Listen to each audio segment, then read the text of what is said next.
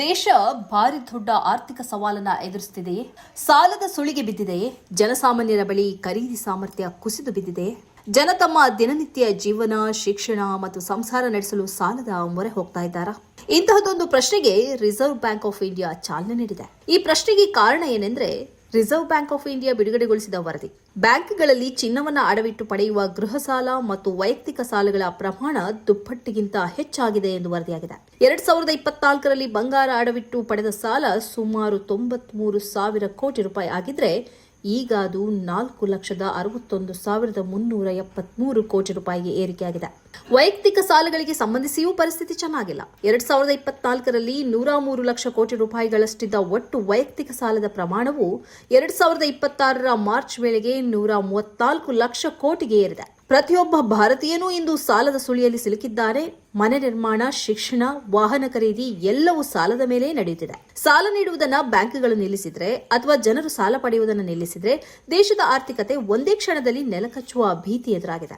ಯುವ ಪೀಳಿಗೆ ಅಥವಾ ಜೆನ್ಸಿ ಸಮುದಾಯ ಇನ್ನೊಂದೆಡೆ ಆಕ್ರೋಶಗೊಂಡಿದೆ. ದೇಶದ ಉತ್ಪಾದನಾ ಕ್ಷೇತ್ರ ಮಂದಗತಿಯಲ್ಲಿದೆ. ನಿರುದ್ಯೋಗ ಹೆಚ್ಚುತ್ತಿದೆ. ಕೇವಲ ಪ್ರಚಾರದ ಮೂಲಕ ಮತ್ತು ನಕಲಿ ನರೇಟಿವ್ಗಳನ್ನು ಸೃಷ್ಟಿಸಿ ಮಾರುಕಟ್ಟೆಯನ್ನು ಜೀವಂತವಾಗಿ ಇಡಲು ಕೇಂದ್ರ ಸರ್ಕಾರದ ಐಟಿ ಸೆಲ್ ಪ್ರಯತ್ನಿಸುತ್ತಿದ್ದರೂ ಈಗ ಅದು ಬಹಿರಂಗಕ್ಕೆ ಬರುತ್ತಿದೆ. ದೊಡ್ಡ ದೊಡ್ಡ ಕಾರ್ಪೊರೇಟ್ ಸಂಸ್ಥೆಗಳ ಮುಖ್ಯಸ್ಥರು ಮತ್ತು ಆಮದು ರಫ್ತುದಾರರು, ಉದ್ಯಮ ರಂಗದ ದಿಗ್ಗಜರು ಪ್ರಧಾನಿ ಕಚೇರಿಯ ಅಂಗಳದಲ್ಲಿ ಓಡಾಡುತ್ತಿದ್ದಾರೆ ಎಂದು ವರದಿಯಾಗಿದೆ. ಆರ್ಥಿಕ ಸ್ಥಿತಿ ದಿಕ್ಕೆಟ್ಟಿರುವ ಕಾರಣ ಉದ್ಯಮಿಗಳು ಮತ್ತು ದೈತ್ಯ ಶ್ರೀಮಂತರು ಭಯದಲ್ಲಿದ್ದಾರೆ ಎಂದು ಹೇಳಲಾಗಿದೆ. ಈವರೆಗೆ ಮಾಧ್ಯಮಗಳು ಮುಚ್ಚಿಟ್ಟ ಸತ್ಯ ನಿಧಾನಕ್ಕೆ ಬಹಿರಂಗಕ್ಕೆ ಬರುತ್ತಿದ್ದು ಭೀತಿಯನ್ನ ಸೃಷ್ಟಿಸಿದೆ.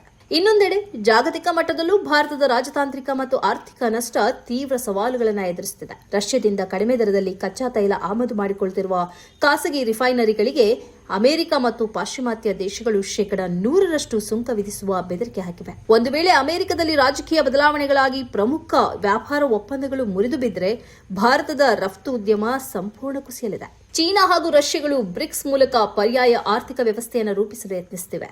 ಕಚ್ಚಾ ಪದಾರ್ಥಗಳಿಗಾಗಿ ಭಾರತ ಇಂದಿಗೂ ಚೀನಾವನ್ನೇ ನೆಚ್ಚಿಕೊಂಡಿದೆ.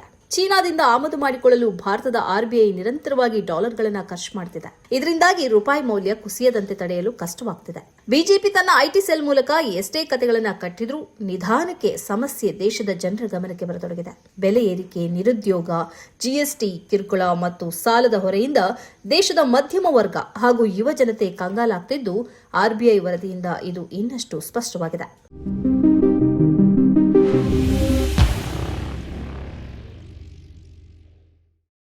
ಈ ಕಾರ್ಯಕ್ರಮದ ಪ್ರಾಯೋಜಕರು Gadiyar group of companies, specialised in piling and shoring, engineering consultancy, fire fighting, steel structures, real estate. Office, SIT Tower, Silicon Oasis, Dubai, UAE.